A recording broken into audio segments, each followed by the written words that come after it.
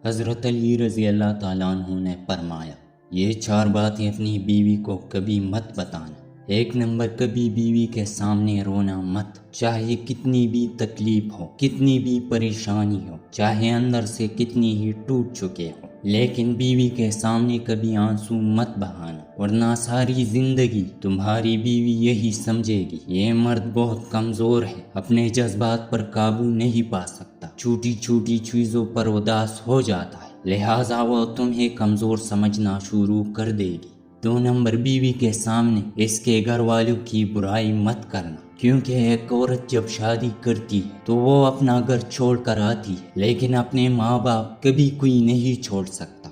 3 number, عورت کو کبھی بھی اپنی کمائی مت بتانا، کیونکہ ایک مرد کو ہی پتا ہوتا ہے کہ گھر کس طرح چلانا ہے، سب کے خرچے کس طرح پورے کرنے ہیں۔ ہاں، عورت کو اس کا خرچہ ضرور دے، اس کی ضروریات کا خیال رکھے۔ 4 نمبر، اپنی بیوی کے سامنے بھی اپنے گھر والوں کی برائی مت کرنا، کیونکہ اس طرح تم خود ہی اس کی نظر میں اپنی عزت ختم کر دو گے۔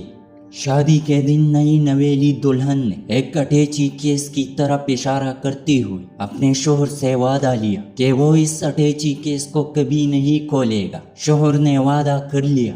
شادی کے 50ویں سال بیوی جب بستر مرگ پر پڑ گئی تو خاوند نے اسے اٹیچی کیس یاد دلایا۔ بیوی بولی، اب یہ وقت ہے اس اٹیچی کیس کے راز کو فاش کرنے کا، اب آپ اس اٹیچی کیس کو کھول لیں۔ خاوند نے اٹیچی کیس کھولا تو اس میں سے 2 گڑیاں نکلی۔ خاوند کے پوچھنے پر بیوی بولی، میری ماں نے مجھے کامیاب زندگی کا راز بتاتے ہوئے نصیحت کی تھی کہ غصہ پی جانا بہت ہی اچھا ہے، اور ماں نے مجھے طریقہ بتایا تھا کہ جب بھی اپنے خاوند کی کسی بات پر غصہ آئے تو تم بجائے خاوند پر غصہ نکالنے کے ایک گڑیا سی لیا کرنا۔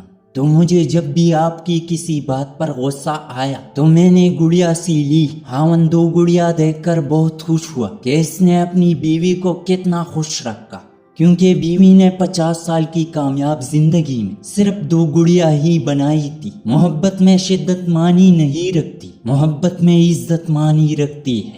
ایک ہوتا ہے کسی کو اپنی طبیعت کے مطابق ڈال لینا، اور دوسرا ہوتا ہے کسی کے طبیعت کے مطابق ڈل جانا۔ ان دونوں پہلوؤں میں انداز نرمی اور محبت والا ہو تو تبھی رشتہ بنتی ہے، ورنہ جھگڑوں کے سوا کچھ حاصل نہیں ہوتا۔ اللہ تعالیٰ نے دنیا میں جو سب سے پہلا رشتہ بنایا وہ میاں اور بیوی کا ہی رشتہ تھا، اور پھر باقی سارے رشتے اس کے بعد بنائی۔ اور پھر یہ رشتہ تو ہے بھی ایسا کہ کتنی بھی دھوپ چھاؤں آئے، اس رشتے میں ایک دوسرے کے بغیر گزارا ممکن ہی نہیں۔